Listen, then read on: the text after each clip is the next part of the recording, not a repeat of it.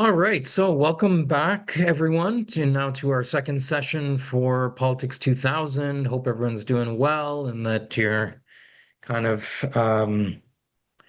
adjusting back into the summer semester okay. I hope you got at least a little bit of rest and relaxation in the between the end of term and the starting of this new summer term. So hope everyone's doing okay. The first thing I wanted to do today to start off is I just wanted to for you to meet your TAs in the class who you will be hearing from shortly. In terms of your tutorials, the TAs will be reaching out to you to let you know how to access your tutorials for next week, which we're starting, as I've said before, we're starting those next week. And so those will be live synchronous Zoom tutorials.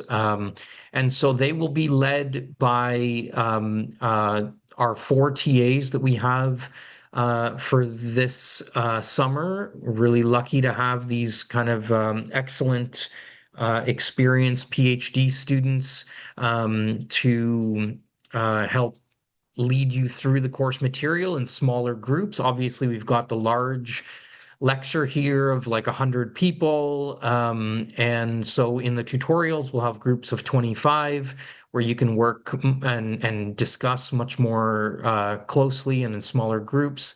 Um, uh, and and learn from your TAs who can bring a lot of interesting and important perspective in addition to having to listen to me drone on every week. So I just wanted you to meet your TAs for the year. So I'll just have them briefly introduce themselves and say hello to you so that you meet them before your first session next week. So I see you, Raman. Can I ask you to jump in and introduce yourself, please? Sure, thanks, Professor Singh. Hi, everyone. I'm Rahman, second year PhD student in politics. I've been TAing this course quite a few times. This is a very enjoyable experience, and I'll be leading tutorial 3. We will be starting our tutorials next week. I'm looking forward to seeing you all in next week tutorials. Thank you very much. Okay, next I see Talita. Talita, can I ask you to say hello?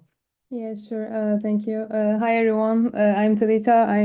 I will start my fifth year in PhD program politics at York as well.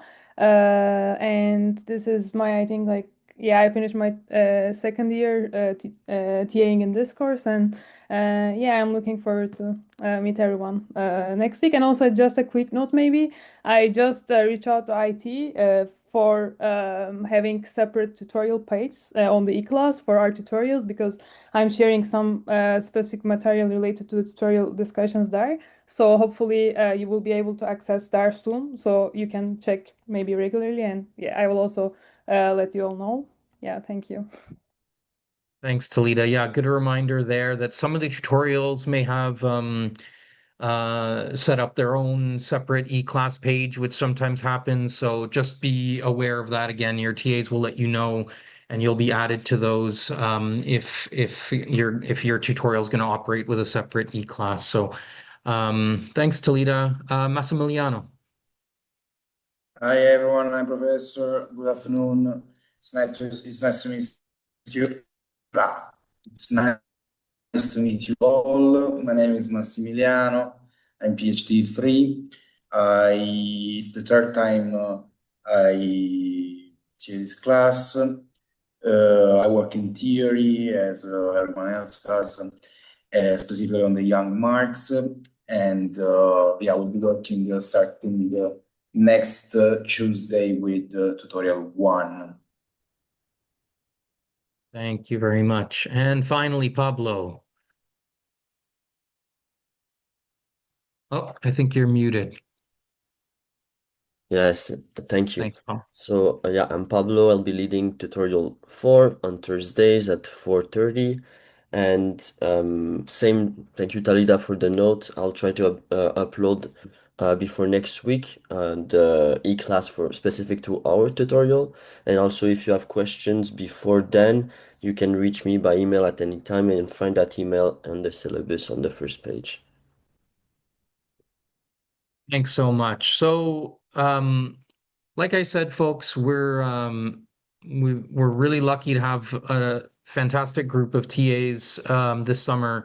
So, you know, you just look out for contact from them to make sure you know um, uh, how to access your tutorial for next week. And just a note that there was some I had gone through the starting part of the syllabus last week and had kind of talked about the tutorial sections. There was a slight mix up there or change where tutorial 1 and tutorial 3 it doesn't change your scheduling at all, but the tutorial the TA assigned to tutorial 1 and 3 are just swapped.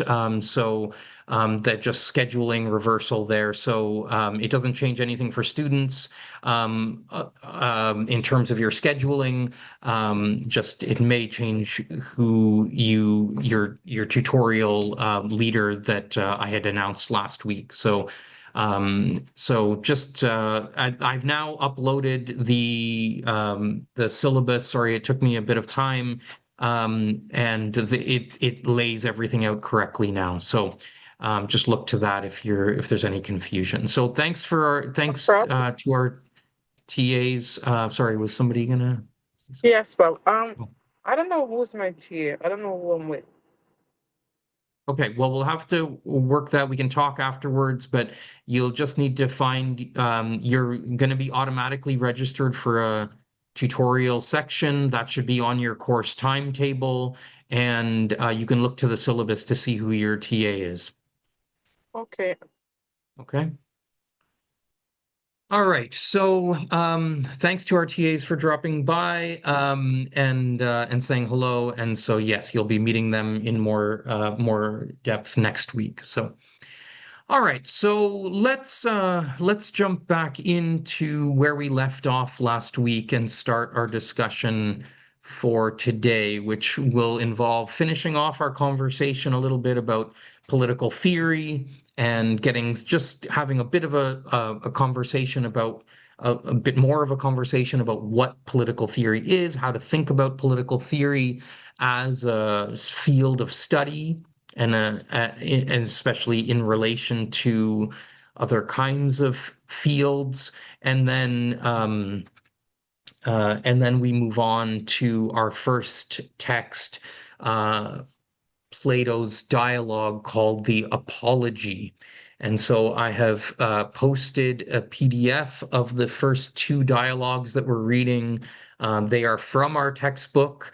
And so you should have access to them in any case, but I just, for the ease of things and to make sure everyone had immediate access right away, I just posted a PDF of those first two readings, the Apology and Credo. So make sure you're working through those. Okay, I'm just going to share my screen of my PowerPoint.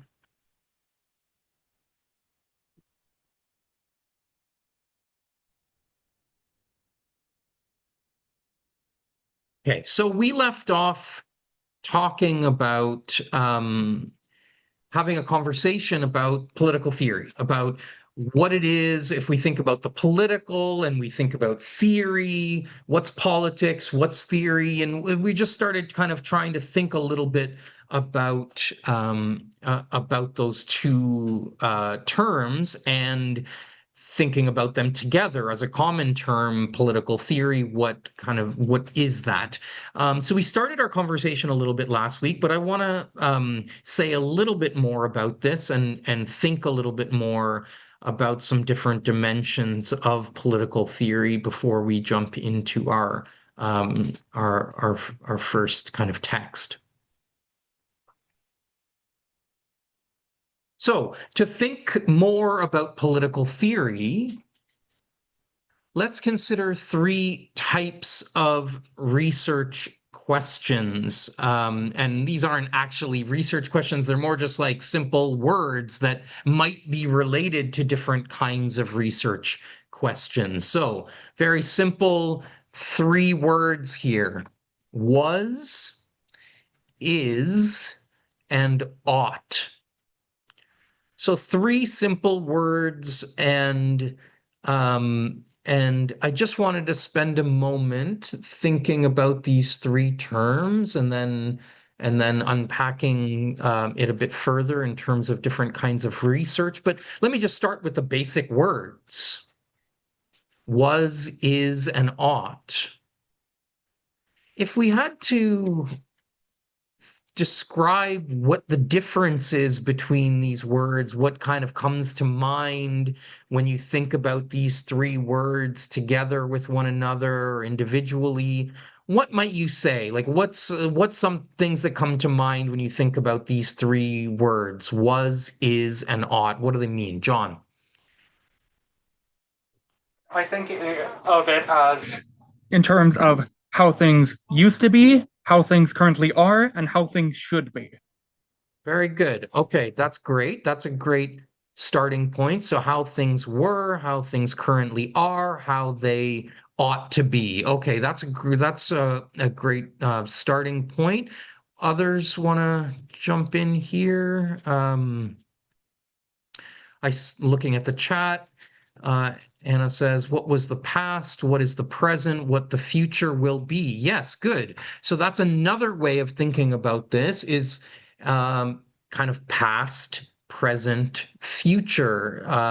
That's a kind of way of maybe mapping a temporal or a time-based dimension onto these 3 words, that they have a kind of connotation of past, present, future: was, is, and ought. Okay, so that's kind of a couple of ways of thinking about this. Now let me take it a step further and say, okay, if we were to think about different kinds of research and researchers, different kinds of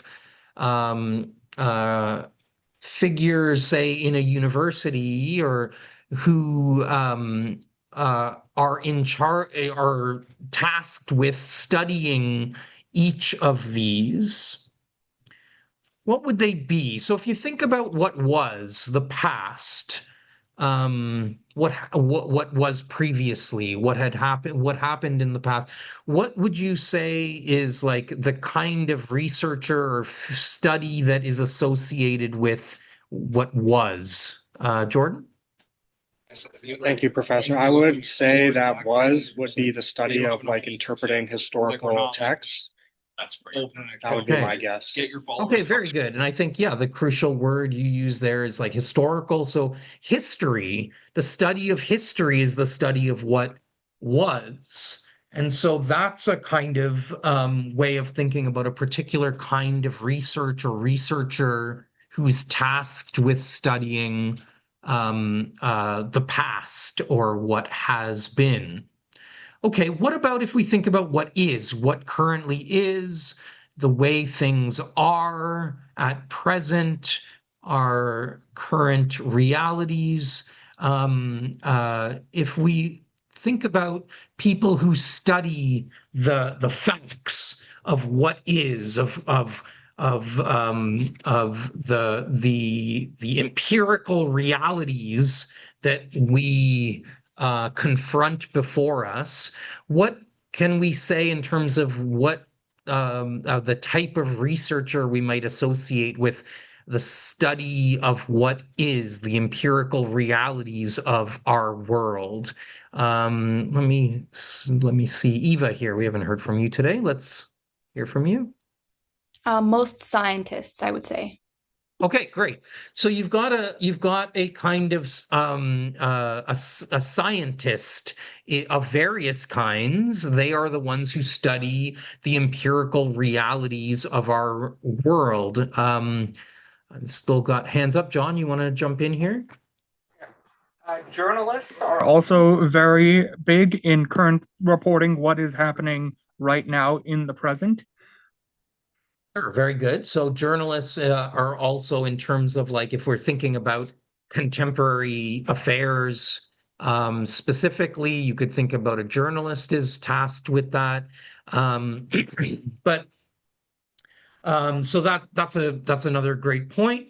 But in terms of, excuse me, thinking broadly about studying the empirical realities of lots of different fields, the point about a scientist is a kind of important one, because you can think of like a scientist who studies chemistry, the chemical realities of our world. You can think of a scientist as a biologist who studies the biological realities of our world, or you could think of a political scientist, somebody who studies the empirical political realities of our world.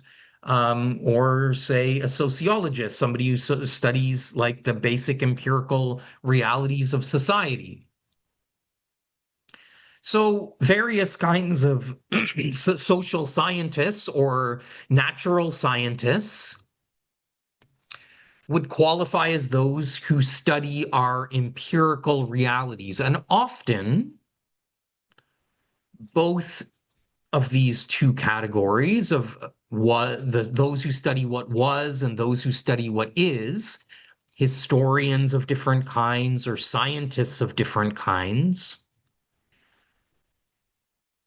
what often is part of the task of studying history or science is a kind of attempt to bracket the third of these concepts. You're often trying to bracket in some way your ideas of what ought to be, to study what was and to understand if your object of study is what was in some historical period, you're often trying to understand it on its own terms. And so you're trying to bracket your own views about what ought to be, or really any kind of ideas of what ought to be, in order to understand what was in its own terms, without any kind of bias or judgment in some way. Similarly, scientists often try to bracket questions of what ought to be when they study the empirical realities of the world. It's often thought that for scientists to study the empirical realities of the world properly and accurately, they have to set aside questions of what ought to be in order to simply take the world as it is. And so it's not, those are kind of different questions, and you kind of have to bracket a sense of ought or what should be in order to understand what is.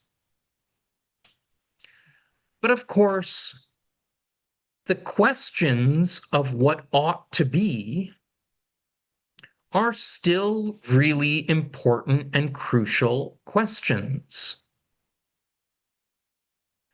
And it is in many ways the kind of distinctive realm of the theory or the theorist to bring in questions of what ought to be, a sense of what we're trying to build, what we're trying to do, what we want to be the case, what desires we have for the future. These are questions of ought, what we think are the aspirations and goals and values that we should try to embody, or that we should try to affirm, or we should try to live up to and practice going forward. And of course, what ought to be is not necessarily constrained by what has been or what currently is. It's a bit of a different question of what ought to be. Now, what ought to be is certainly conditioned by the past and present, but it's not entirely determined by those things. And so it's a different set of questions, what ought to be. And so what I want to say about this is that, in fact, in political theory, we're kind of doing an amalgamation of all of these things, even though maybe the fact that we bring in the third category is a bit more of a distinctive part of what we're doing in political theory. But political theory does, as I've said here, it spans all three of these questions: what was, what is, and what ought to be. And the reason why political theory spans all and incorporates all three of these questions is because all of these are necessary and are involved in making political judgments. And it's on this concept of judgment that I just want to pause for a moment, because what I want to kind of suggest as a way of starting off our course and thinking about the politics in political theory is that politics is, in some very fundamental and important ways, a realm of judgment. It is a realm in which we have to judge and evaluate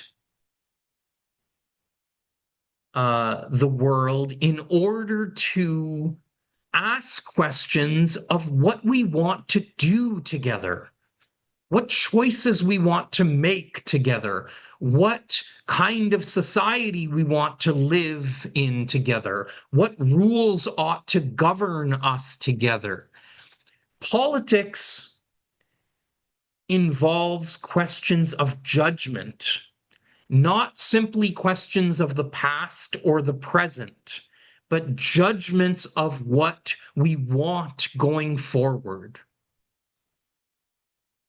Anytime and stating this kind of like the other way around, anytime you have a question of what we're going to do together, what ought to be and how we're going to move forward, what should be done, what action should we take? Anytime you have questions of action, of what to do, politics starts to become involved. Questions of how we are going, how we're going, what we're going to decide to do, how we're going to decide to do that, who should decide to do that, who has power, who's going to determine what our actions are, how we conduct ourselves. These are all political questions. And so politics comes into play and necessarily is tied up with questions of what ought to be, with questions of action, with questions of judgment, with questions of evaluation, of not just understanding the past in its own terms or understanding the present and our empirical realities, but having a sense of judgment of what ought to be and of what we want going forward. And so in political theory, we are taking seriously all of these, but with an eye to our judgments, our political judgments in the world. We have to understand what has been, because that shapes and constrains our judgments and our choices in the present. We have to understand the empirical realities of our world, and that also includes the limits on the kind of the aspects of our world that are fixed, that are unchanging. If there's some aspect of our world is unchanging, it's fixed, it's determined, then that's going to constrain what can be.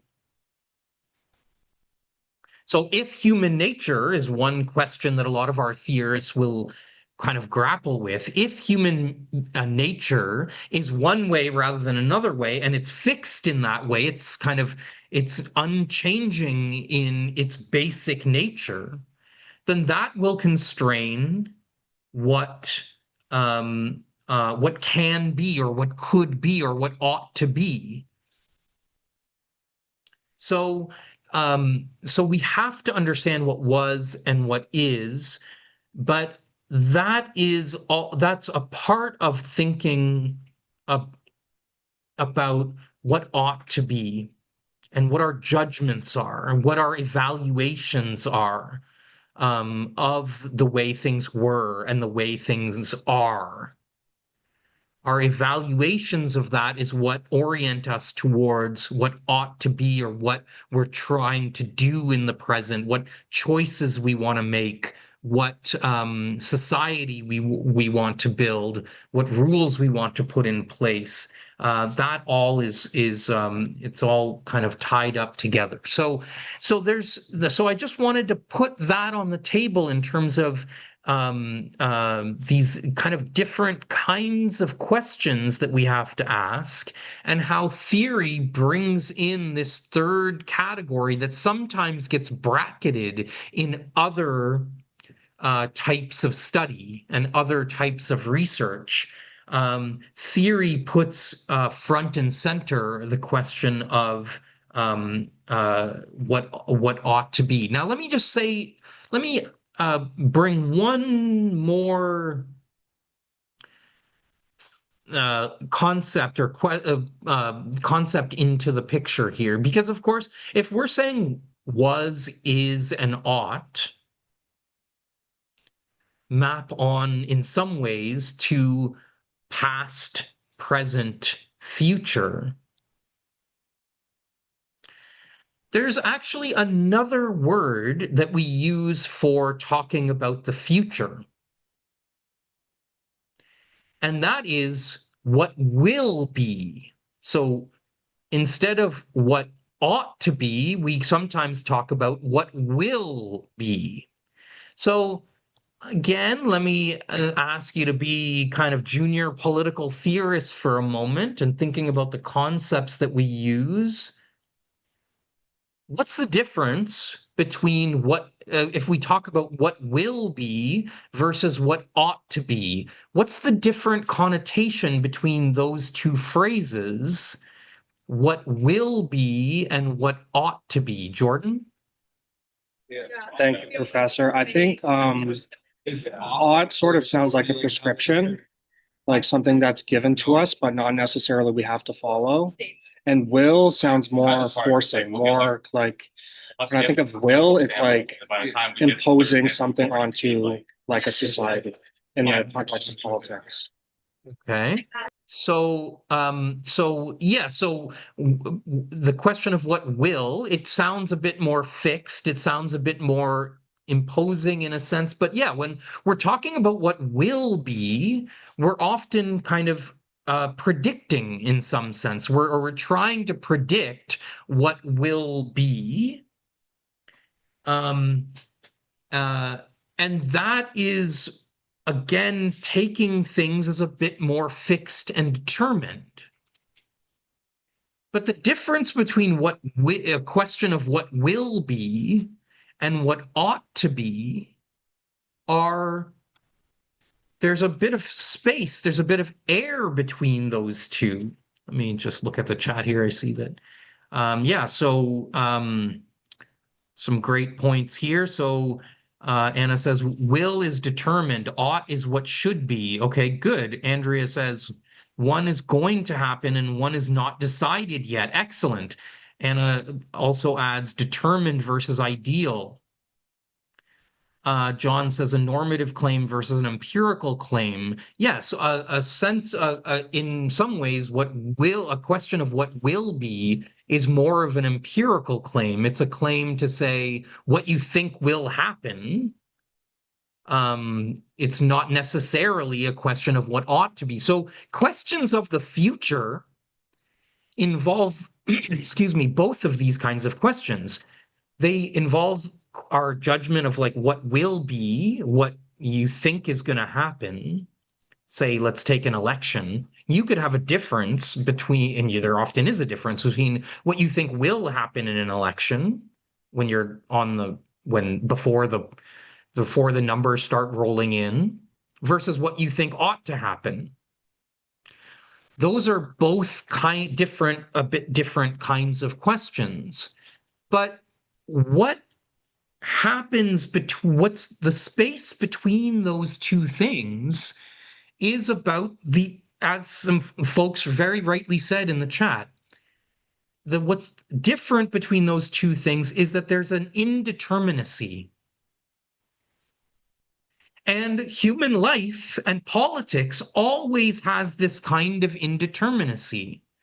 There is always a kind of open-endedness about human life and human choices and human societies, because not everything is determined. There is choice and judgment and evaluation, and human beings make these judgments and evaluations and choices, and that makes things, it makes things, at least to some degree, indeterminate and open-ended.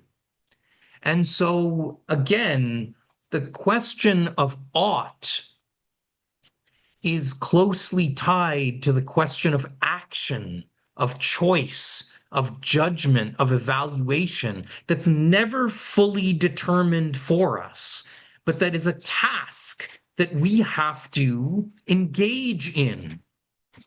And so in political theory, one of the things we're trying to do is we're trying to get a better handle on the different claims and concepts and values and principles and ideals that we use when we make political judgments in the world, when we intervene, when we act in the world.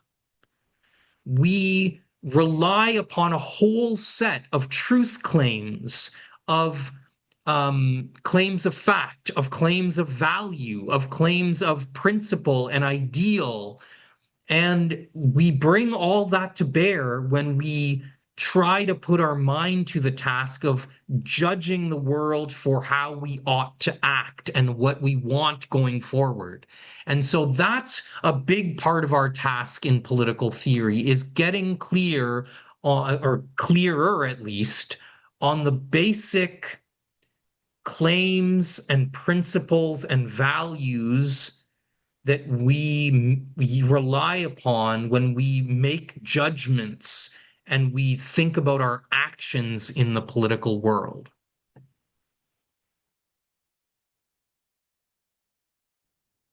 Okay.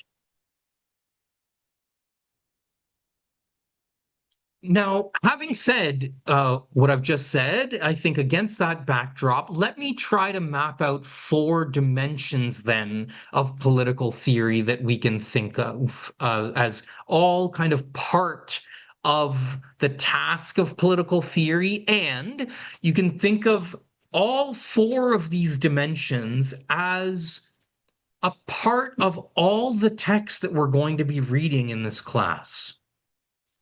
So for any one of the texts that we're going to read, you could think of each of these dimensions. You could read each text with each of these dimensions in mind. So what are these 4 dimensions of political theory that I want to suggest are there?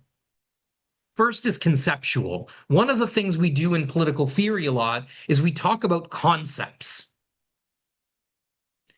Because we use concepts to process and to think about the political world and to make judgments in the political world. And so so a lot of what we do is we think about language, we think about the concepts that we use in politics, that we rely upon in politics. So what I've said here is political theories often provide novel or compelling meanings of the concepts we use to understand and analyze the political world.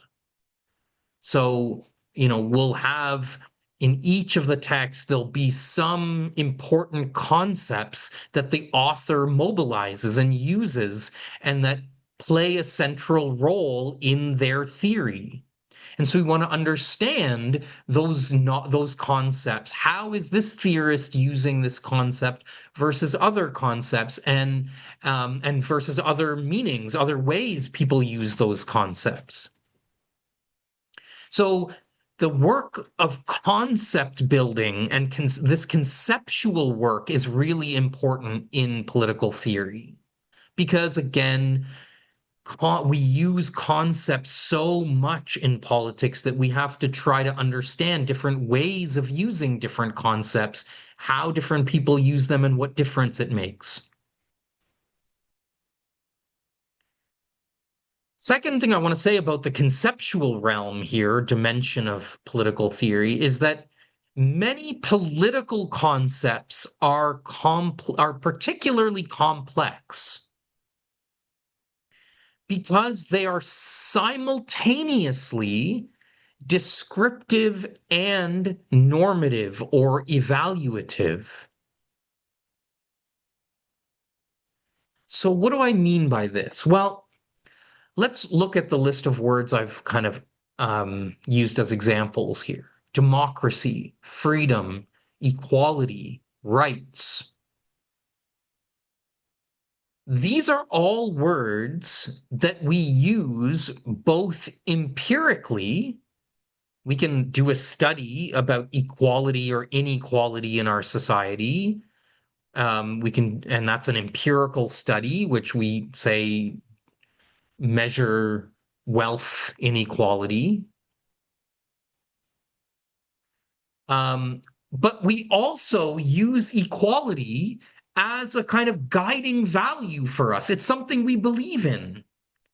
And so it becomes a contested concept in terms of our values and what we want those values to embody. So many people, if not most people, if not all people in our society, usually claim some loyalty to the value of equality. They claim to believe in equality. But what they mean by the equality that they believe in, that serves as a value to them, is very different. Some people value equality of like opportunity, where it's like just equality of like a starting point. Everyone should be equal in terms of like their opportunities to live their lives as they wish, but not equality of like the life we all end up with, the outcome. But some people want to, when they talk about equality, they think equality requires much more of an equality of outcome, where we all have the basic things that we need to live a good life. And so equality is a contested concept because it is, our values are tied up in the concept of equality. Same with democracy, to take another example from my list here. Democracy is a word that we can use empirically, and we can talk about, oh, this society is a democracy, that society is not a democracy, and we can use a basic definition to make that claim. And we're just using that claim empirically. We're not saying we believe in democracy or not when we're making those claims. We're just saying this society is a democracy, that society isn't a democracy. So we can use democracy in a basic way, the empirical way, but that's not how we talk a lot of the time about democracy. When we use the word democracy, it's often tied up with our values and aspirations and our judgments and our claims on things. If I were to say,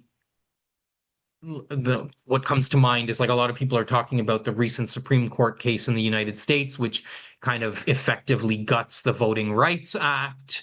And if somebody says like, oh, that decision is fundamentally undemocratic, you know that that person is not just making an empirical claim, they're making a value judgment. They're saying there's something there, you know that they're being critical when they say it's undemocratic. You know that they're making a claim to evaluation when they say that. They're saying that's not good because it's undemocratic.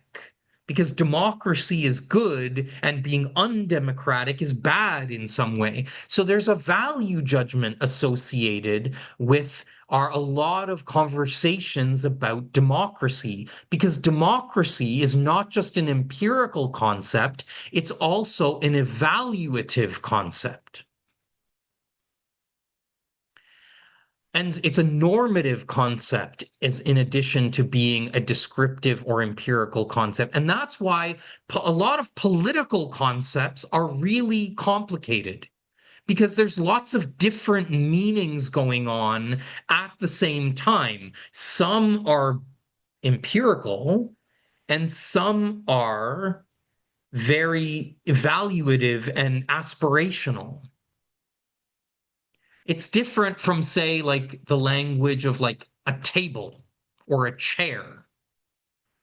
Those we tend to use much more as like very just like concrete empirical concepts or words, but they're not words that tend to be tied up with our values and aspirations. And so they tend to be a little bit less complicated in that sense, or contested in that way.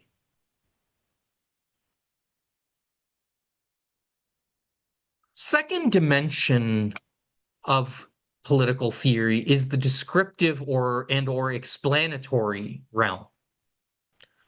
So what do I mean by this? Political theories often seek to describe and explain the fundamental nature, characteristics, or causes of enduring political phenomena. So political theories do often provide claims about what is enduring and fixed and fundamental about our political world. What are the basic explanatory explanatory claims that explain why things work the way they do, and the basic claims, fundamental claims about the way things are. The example I used earlier was like human nature. A lot of our theorists will make a claim about human nature. That's a fundamental descriptive kind of claim about who we are, but it's also kind of explanatory in their way, because they think you can derive the way politics works in some ways and how it from the way our natures are constituted as human beings. And so different ideas about human nature will lead to different kinds of ideas about about the basic realities of our political world. So there's an important part about the text that we will read that will provide important descriptive and explanatory dimensions of the political world.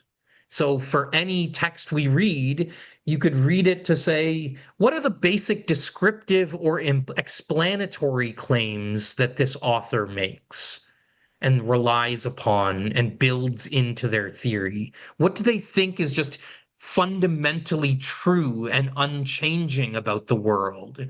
What claims do they make in that regard?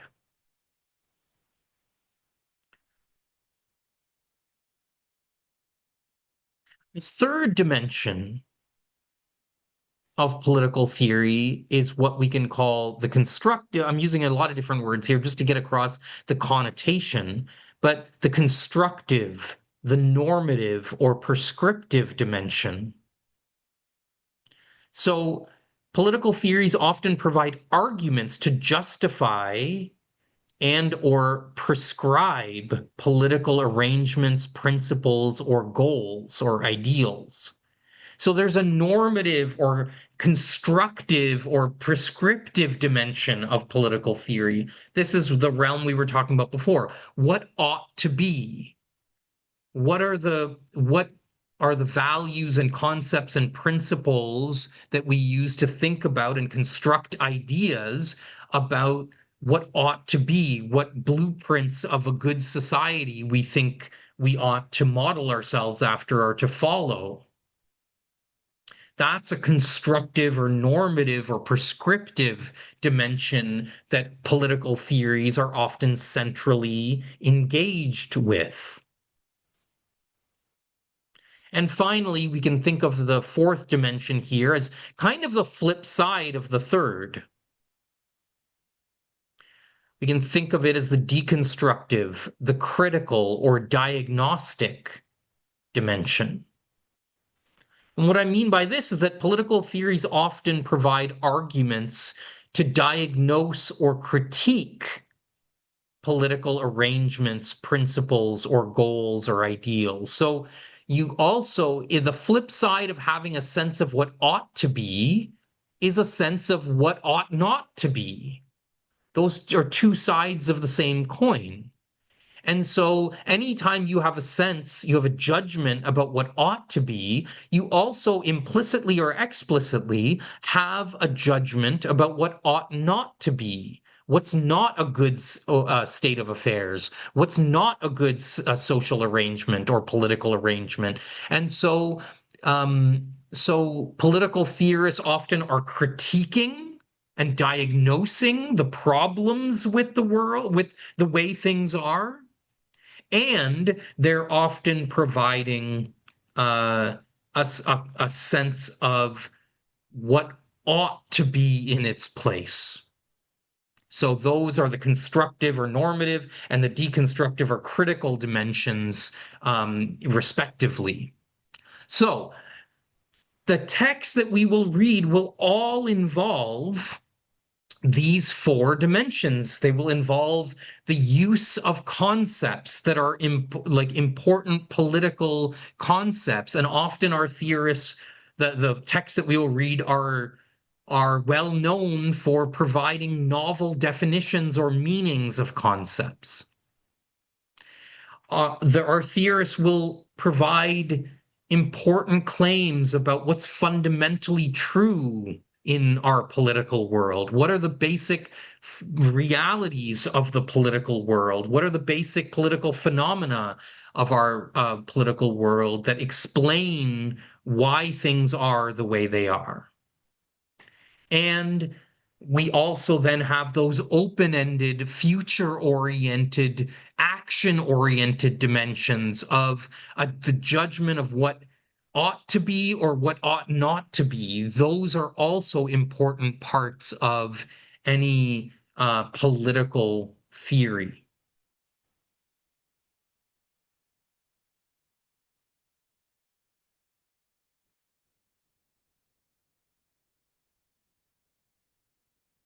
And I'll just, before we take our break, I'll just end with this, that and this brings us to the themes that I have said the theme that we're going to focus on a lot of this first half of the course. And that is the relationship between morality and politics, or ethics and politics. Sometimes those two words, are morality and ethics, or we'll use them fairly interchangeably. But this is often a big question in political theory, is the question between how does the realm of politics relate to the realm of morality? Or stated a different way, morality is a realm of judgment, and the realm of politics is a realm of judgment. And how do those two sets of judgments relate to one another? Both are, theory is involved in thinking about both of these. So when we talk about questions of morality, we talk about the questions of like, what should I do as a person? What's right for me to, what's the right way for me to live? What's the right way for me to conduct myself as a human being in relation to other human beings? That's often how we think about the question of morality or ethics. How should I treat others? That's a moral question. But the political question is a bit different. The political question is more around the demands and duties of being a member of a political community or being a leader of a political community, being a decision maker for a political community.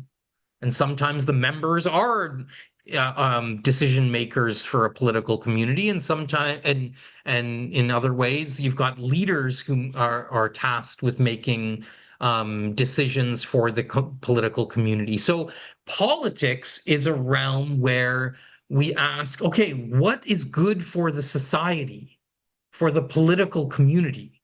What is the right way? What do we need to do? What decisions do we need to make in the interest of the political community? Those are often what we think of as questions of politics.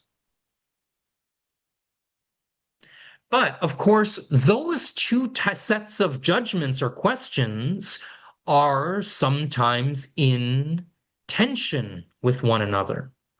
So on the break, let's take our 10-minute break now. And I just want you to think about on the break a little bit, maybe some ideas you might have or examples that come to mind of ways in which our moral judgments can sometimes be in conflict with the requirements of politics, or ways in which there's tension between morality and politics. There's a tense relationship between those two. I want you to think about examples maybe that come to mind of ways in which the question of like, what's right for me to do as a member of a political society, what the law asks me to do, or what the political interests of the community demand, versus like the question of like, what's right for me to do as a human being in relation to other human beings? What's ethical or moral?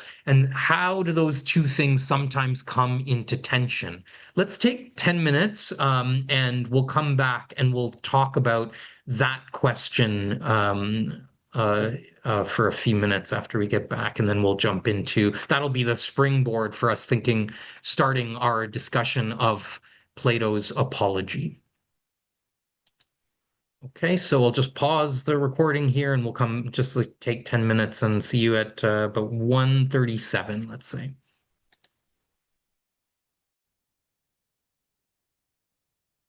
All right, folks, coming back from break here. I just was catching up on the chat. There's a question about will lecture slides be posted? No, I won't post the lecture slides separately. The video of the lectures is being posted, so you can see the slides in the lecture video. So I'm not going to post them separately.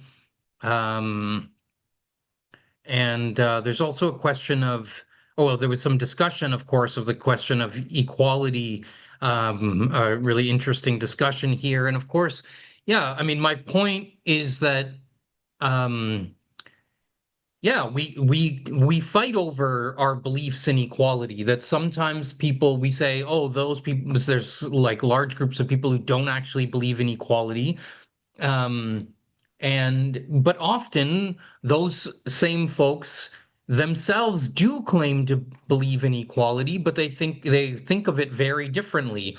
Very often folks will say, oh, well, I believe in equal rights. Everyone should have equal rights.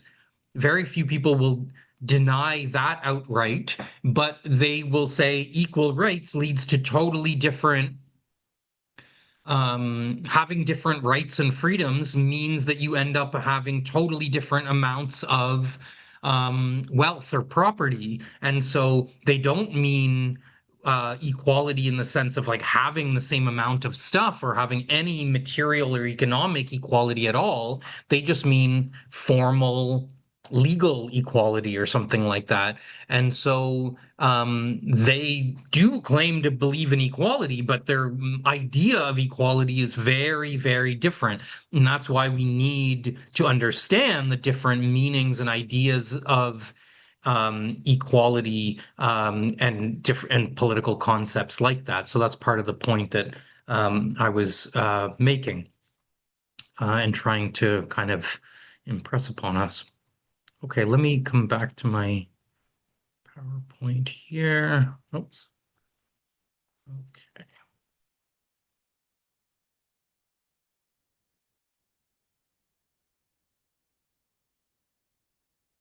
Okay, so I had left you before the break to think about the question of like when are there times when morality and politics come into conflict with one another? The idea of like what is necessary for politics, what the law requires, or what is in what the decisions that need to be made in the interests of the political community versus like what is seen to be the right thing to do as a human being. What are some examples, Jordan?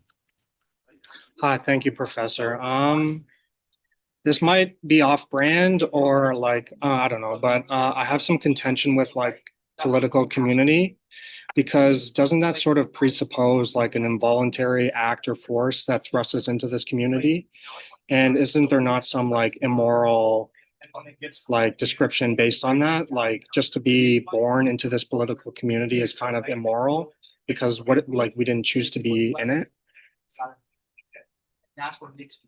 Well, that itself could be a tension, sure. I mean, that's a kind of claim that you could make is that political communities themselves, fixed political communities themselves, the imposition of them is itself immoral to human beings, that human beings don't consent to these things, and therefore the requirements placed upon them by being born within a certain country or legal structure is itself objectionable in some way. So sure, you could make that kind of argument. There's a tension there. Okay, Eva. One thing I can think of are intellectual property rights regarding like medication, because they may economically benefit developed countries, but they harm individuals suffering in underdeveloped countries.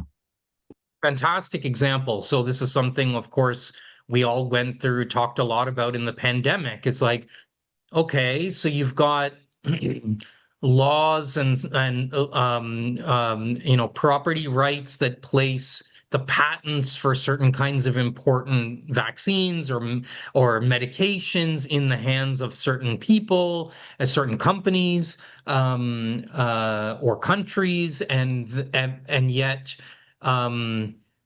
lots of people raise and continue to raise the question of like the morality of gatekeeping medications that human beings need for their health and well-being. So that's a big kind of question where questions of morality and politics sometimes come into conflict. John.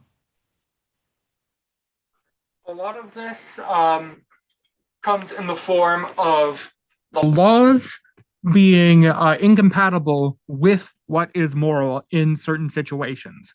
For example, it is illegal for you to steal, but if you cannot afford food for your family, the moral thing to do is to steal. It is illegal to trespass and try to like sabotage an oil pipeline, but morally, it is correct for you to oppose that oil pipeline.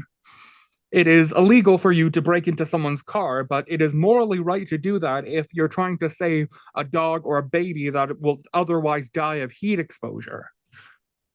Things of that degree. Yeah, fantastic example. Very interesting set of examples there. We can't unpack all of them, but yes, you're very much getting at the point of like the way in which the law in particular can come into conflict with what we see as moral actions, and those are not always the same thing at all. Julia, you wanted to had an example?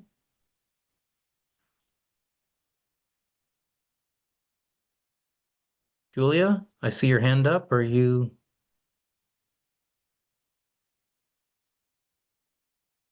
I see your mic just turned off. Okay. Um, Hi, is my mic working? oh, there we go. Yep. There we go. Now it's working. Yeah, so I think the biggest kind of connection we see between morality, ethics, and politics is with religion. So many people in the world are religious, and we all don't share the same religion. So you kind of see an opposition in politics. And even though for example, in America, it was called to have like no religion was to be seen in the state, just for the like as they were forming the laws. But now in modern times, you can see that there's currently a pushback against that to include to have certain bills passed for religious purposes. Fantastic. Great example. And the question of religion and its relation to politics provides us with lots of examples where people think where their moral or slash religious convictions come up against in some way, or there's a question of how they should relate to laws or political rules or political realities.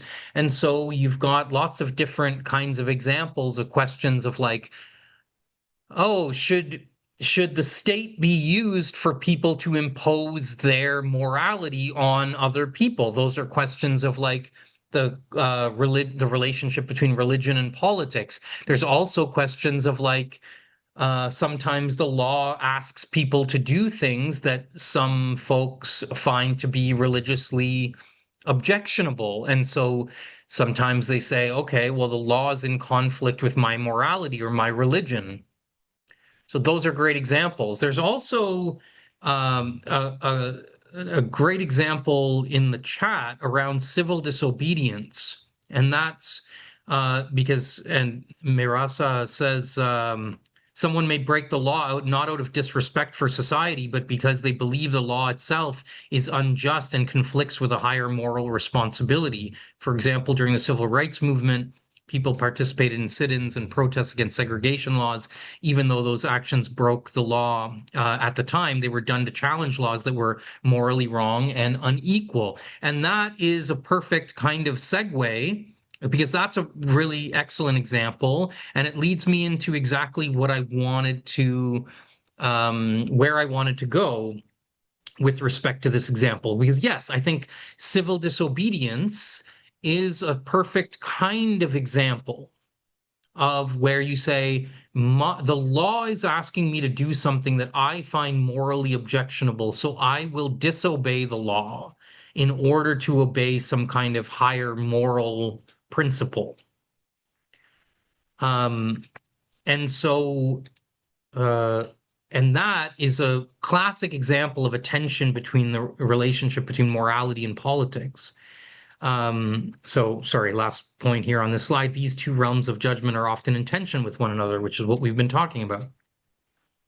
And that this relationship will be a central thematic focus for our course this summer, this year, especially in the first half. Now, as I said, where I wanted to go specifically as a segue into the character we're about to meet in Plato's Apology is Socrates. And Socrates is the main character of Plato's Apology. And Socrates is somebody like Martin Luther King Jr. in the American civil rights struggle looked to and looked at as an exemplar of a kind of practice of civil disobedience, of saying, my moral code, my moral principles are more important than your political laws or rules. And so I will obey my moral principles rather than this unjust rule or this unjust law. So King, for example, cites and talks a lot about Socrates in just in one example, his very famous text called The Letter from Birmingham Jail by Martin Luther King Jr. And some of you may have come across this text in the past. It's a very famous kind of text within the history of the civil rights movement, and is an important political document in itself. You could even talk about it as a document of political theory.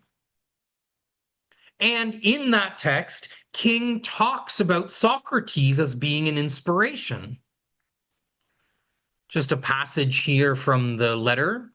I've earnestly opposed violent tension, but there is a type of constructive, nonviolent tension which is necessary for growth.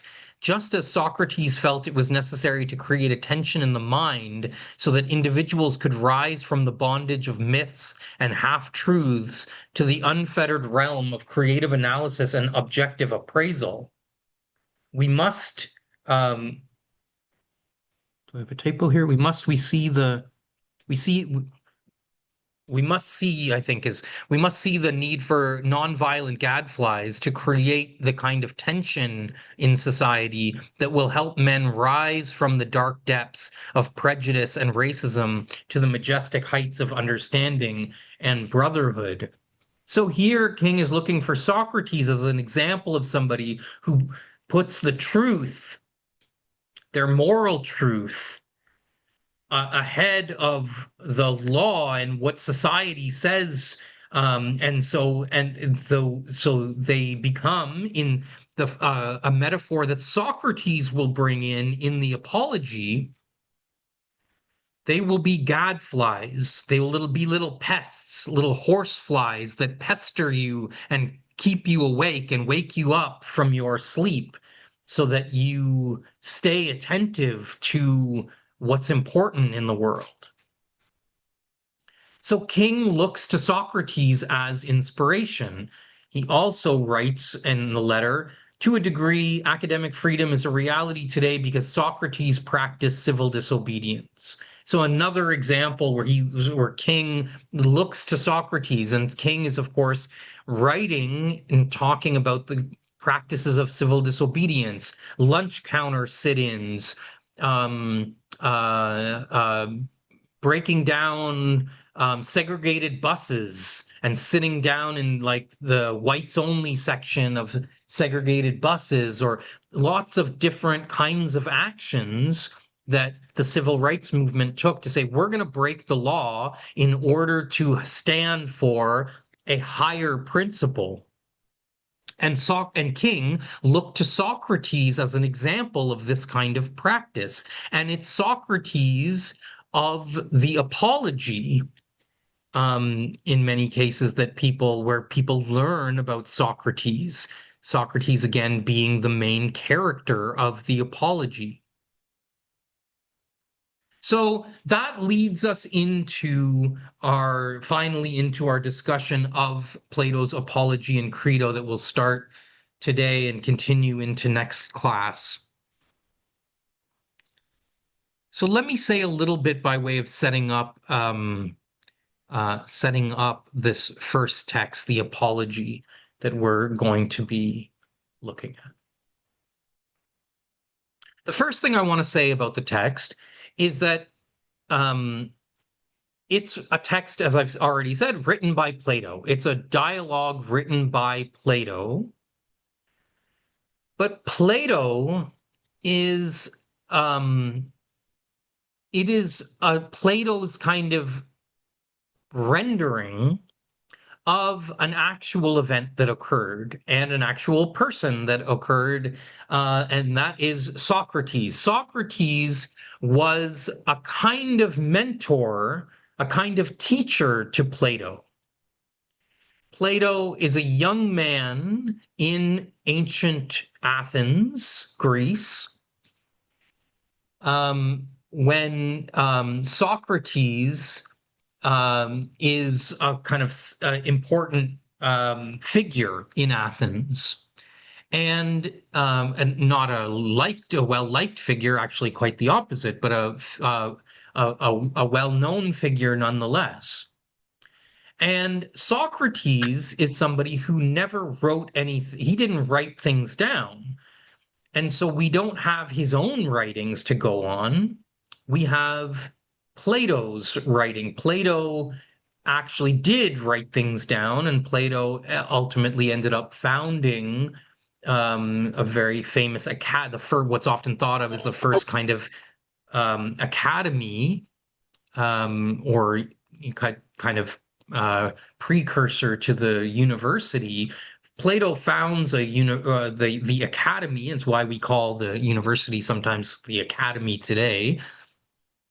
Plato founds an academy and becomes a teacher in his own right, but he learns the practice of philosophy from Socrates. And so when we talk, in this text, the Apology, Plato is talking about the trial of Socrates, that Socrates actually Socrates actually faced. And so when we talk about these first two texts, even though they were written by Plato, we're going to use them more as, like King does, and like the quotes from King a few moments ago, we're going to use them as kind of basically depictions of Socrates. And we're going to talk about them as being about Socrates. So in our discussions of the Apology and Credo, we'll talk about Socrates rather than Plato. We'll kind of bracket the fact that Plato is the one writing about it, but Plato is writing about, in these dialogues, like the philosophy of Socrates. And so we'll talk about Socrates for these first two dialogues, and then when we move to the Republic, we'll talk about that more in terms of Plato, because that was a later dialogue written by Plato, the Republic was, and it is a representation of Plato's own thinking more than it is Socrates's. And so we'll make a kind of artificial break between talking about Socrates initially in the Apology and Credo, because they're kind of more about Socrates's life and death. And then we'll talk about more Plato when we come to the Republic, even though, I'll flag this up front, even in the Republic, Socrates is Plato's main character. Plato uses Socrates as his main character in his dialogues, whether it's entirely fictional or it's a depiction of some events that actually happened, like Socrates' trial. So just flagging that. Another point I want to make about this text is that it's written in a dialogue form, and Plato wrote in dialogues. And that is significant to pay attention to, just because it's kind of like it's a bit different from the style of philosophical writing that we are used to and that predominate after this period. But it's a form that Plato wrote in and thought was quite important. And the part of why it was important was because Socrates' philosophy in itself was kind of based on questions and answers. This dialogue was really important, that philosophy and theory occurs in dialogue, in the space of question and answer. And that's why sometimes in law schools, you'll hear, or sometimes in other kinds of classes, you'll hear about teachers using a Socratic method, where they ask students questions and students have to give a kind of answer, and then the teacher asks a set of critical or interrogating questions of the claims that the student has made, and the student has to defend their claim. This is called the Socratic method because this is what Socrates did. He was all about asking hard questions, getting people, figuring out and getting people to articulate what they believe to be true, and then subjecting that claim to rational and critical scrutiny. And so the dialogue is not just part of the style here, it's an important part of the substance itself. That philosophy, it's the idea that philosophy is best occurs, and maybe fundamentally occurs in spaces of questions and answers. The last brief note I want to make here about reading the text is that and this is something I alluded to last class, that there is a specific kind of paragraph line numbering system that is in the margins of any of Plato's texts. And so when you look in the margins, there's both letters and numbers. And so the Apology, if you look at the first page of the textbook, which is page 46 of our textbook, it starts at 17a, and then it goes to 17b, c, d, e, or maybe d, and then it goes to 18a, b, c, d.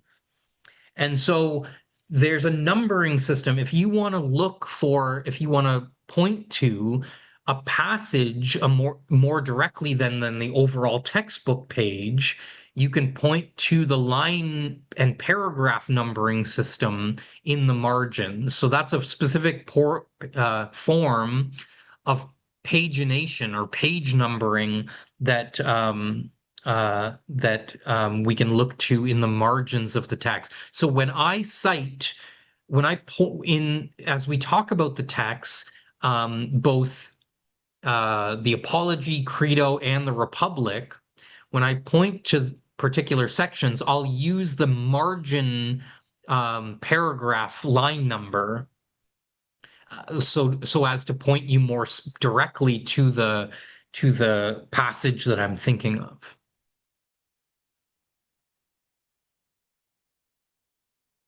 Okay, now let's set the context a little bit for these texts, these first few texts from Plato and subsequently Aristotle that we're going to be reading, because all of these thinkers, Socrates, Plato, Aristotle, are all working in ancient Athens. And so we need to set the scene here a little bit. First, let me just talk about, the basic timeline. So Socrates lives from 469 to 399 BCE, Plato from 427 to 347 BCE. And so you can see here that Plato is, he's about 27, 28 years old at the time Socrates dies. And spoiler alert, his death is part of, what we're going to be talking about in these dialogues, that Socrates is put up on trial and he is given a kind of death sentence. So he is put to death in 399 BCE when Plato is a 27, 28-year-old man. And Plato also makes clear that he writes himself a mention of him into the Apology itself. So he makes it clear that Plato was at Socrates' trial, in which he is kind of brought up on charges and later found guilty and put to death. So you get a basic sense of the period in which we're working. And as I mentioned, we're talking about the city, the city of Athens, the ancient city in Greece called Athens. And this was what was often thought of as a city-state. The primary political unit in this period is not like the nation-state, but the city-state. The city is itself considered a bounded political community. It is the central unit of politics, rather than, say, the nation state. In this period, it's the city state of Athens. And Athens is, in this period, it's a very prominent society in the region. And it is a real center for military and political power, arts, sciences, philosophy. It is a real cultural, military, political center. And it is a society that is very well known for being a central example of early democracy. Often, Athens is called the birthplace of Western democracy, because it's sometimes identified as the place where democracy first began in the West. And this was kind of a central part of both its own identity as a city-state, but also of how we think about and talk about Athens as a society in which the people, the citizens of the city, participated in very directly in the making the decisions of the city. There was large juries where all the citizens, or at least large numbers of citizens, could participate in being members of the jury, like in Socrates' trial. Hundreds of people would be part of the jury to determine the judgment of his case. There were also the political posts and administrative posts of the city were often distributed by lottery. They would rotate according to different citizens of the city. And so that was another important aspect. The assembly, people would gather, thousands of citizens would gather in the assembly to make decisions about the laws. And so this was an experiment, a practice of direct or participatory democracy in some ways. However, a huge caveat that we need to make about this is that when I say that all the citizens of Athens could participate in its rule, in its democratic institutions, we have to be clear that only actually a minority of people in the city were actually considered citizens that could actually participate. So there's lots of groups that were excluded from participation. First of all, and foremost, perhaps, women and children couldn't participate in the assembly and in the democratic institutions. Athens was a slave-holding society. It was a society in which slavery was practiced, and slaves were not considered citizens and could not participate in the institutions of Athenian democracy.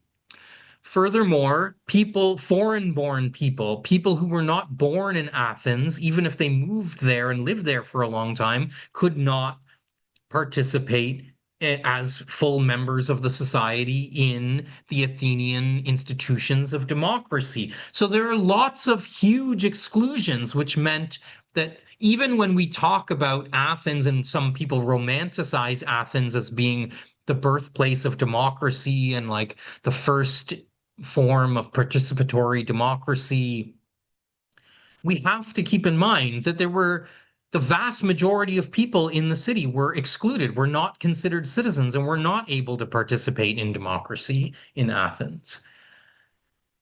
Now, having said that, it's still a kind of innovative and novel society in terms of these democratic institutions that it practiced, that it did have widespread participation in political decision making, that was, and and continues to be kind of unusual in lots of ways. And so these are some important aspects about Athens and Athenian democracy. Now, the other thing I want to say about Athenian democracy is that it was in a period of decline in this period. Athenian society had been, especially in like the first half of the century that we're talking about here, it was much more of a power. It was a kind of expanding power. It was a great military power. And yet that power started to wane. Athens started to be defeated in various military battles. It started to have a lot of infighting and inner turmoil, and its power and status in this period is starting to decline. And as a result, people are becoming more and more frustrated and cynical about its democracy. And furthermore, people within Athenian society are starting to kind of attack one another in terms of scapegoating and blaming one another for the decline of the society. So, I mean, in a way, we're just looking at one among numerous examples, countless examples in the history of the world in which powerful societies eventually start to lose their power. They start to become corrupted. Their power starts to wane. And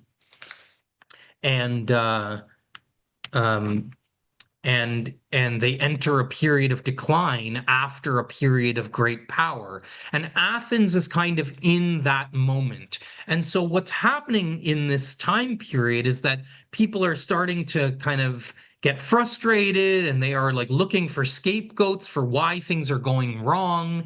And one of the groups that they're starting to blame are the people who are like considered philosophers and teachers, who are many feel are kind of corrupting the young and not teaching them the right things. And this is where we bring in something called, that was important for Athenian society, called the threat of sophistry, or the sophists were a group of people who were kind of paid teachers or tutors, who the people with money in Athens, the wealthy people, would pay these people to teach the young, but they would teach them the arts of rhetoric and oratory. And those were important because Athenian society was so built around the assembly, around its democratic institutions, that those who could speak well and use had good oration skills and good skills of rhetoric, those people could manipulate the city. They could get their way. They could have power through rhetoric and through being able to give good speeches.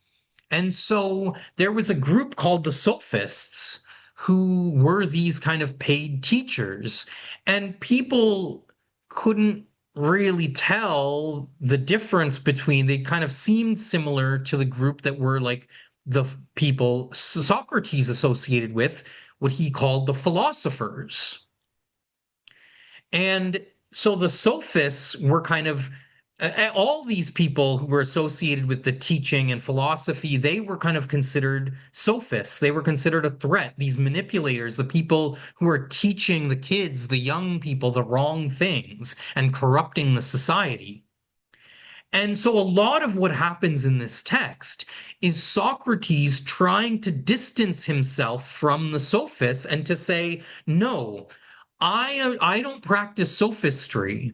I practice philosophy. And he launches a kind of defense of philosophy as a way of life, in contrast to sophistry, but also the way most people live in the society. So when we talk about this text as the apology, apology is a translation of a word that means something more like defense. It's Socrates' defense, his way of defending himself against his charges. And in doing so, he offers a defense of the philosophical life that he has lived and that he advocates for. And that leads us to the trial. What happens where we enter the scene in the apology is that we have heard from the Socrates' accusers have already spoken. And now it is time for Socrates to defend himself and to kind of speak in his own defense. And that's where the apology begins. And we should notice here what some of the charges are that Socrates addresses right off the bat, and that have been already kind of laid down in front of the jury.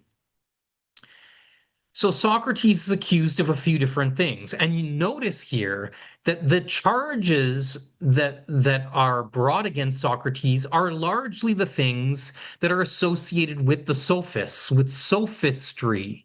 You can think of sophistry as like sophisticated, the similar root word. The sophists they teach how to use language in a sophisticated way that sounds good, but that is manipulative and untrue in some way. So you can notice here that the charges that Socrates is brought up against are kind of those that are associated with this kind of sophistry. So the first charge is spreading false or impious knowledge. So spreading falsehoods and doing so for money, which is even worse, taking money to spread falsehoods in the city. That's considered something very dangerous, a grave threat to the city. Another charge is the charge of making the weaker argument the stronger. This is a charge of rhetorical manipulation, that if you make the weaker argument sound stronger, that is manipulative to the assembly, to the people of Athens. And because the assembly is at the heart of decision-making in Athens, that's a real threat to the society. A third charge is atheism, or not believing in the gods of the city.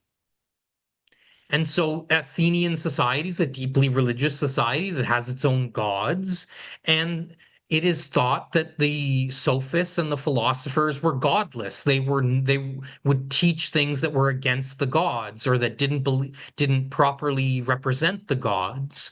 And so or denied the existence of the gods, what have you. So there was a kind of atheism charge. And finally, there was a charge of corrupting the young, that Socrates was thought to be somebody who was and is being charged with being somebody who is corrupting the young people. So all these are what Socrates is charged with: spreading false knowledge and doing so for money, making the weaker argument stronger, not believing in the gods of the city or not representing them properly, and corrupting the young. All of these are things that were associated with sophistry, and what Socrates will do is defend himself against these, but in doing so, as I said, he will launch into a defense of the philosophical way of life that he thinks is very different from the life of sophistry, and very different from the life that most people in the city lead. So Socrates' defense of the philosophical life. And so what I'm going to do here is and I know I'm pretty much out of time, so I'll wrap up shortly here.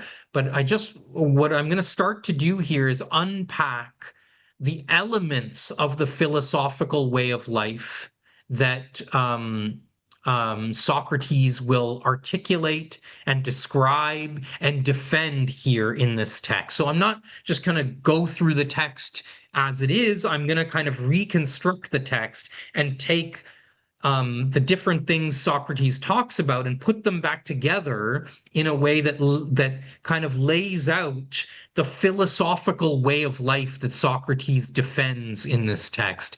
And the first thing I want to say about this is that when Socrates talks about defending a philosophical way of life, he essentially means a moral way of life. For Socrates, morality and philosophy were kind of one and the same. The pursuit of truth is the pursuit of morality, because moral truth is the most important kind of truth for Socrates. What is right in terms of like how to live is the most important truth because it is the truth of our soul. It is the thing that nurtures our souls. And so we need to get that right more than anything else. So morality and philosophy are kind of one and the same thing for Socrates.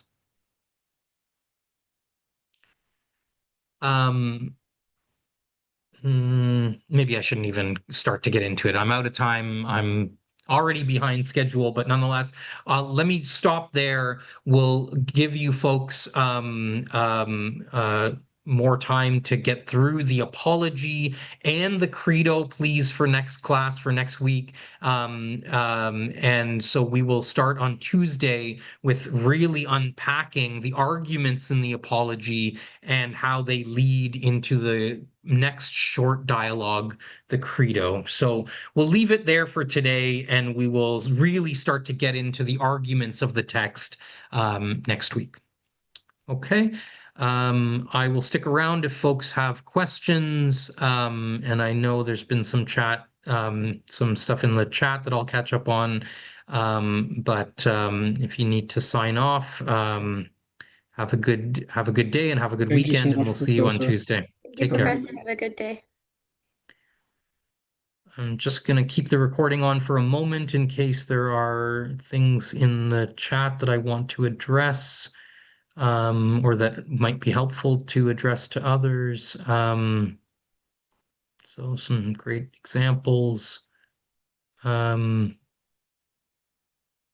Okay, yeah, great. So people talking about sophists and capture and kind of relating sophists to influencers and podcasters and stuff today. That's a great connection. We kind of live in also a realm of this kind of thing. This rhetoric is like big business right now, perhaps more than any time before. So it's a very important connection, perhaps, to thinking about our contemporary moment. Okay. Yes, and Daniel's asked a question about, yes, tutorials are starting next week. Yes, so you don't have to worry about tutorials this week. If you had tutorials scheduled for after class today, they are starting next week. So your TAs will be in touch about that. Okay, have a good weekend, folks, and see you next week.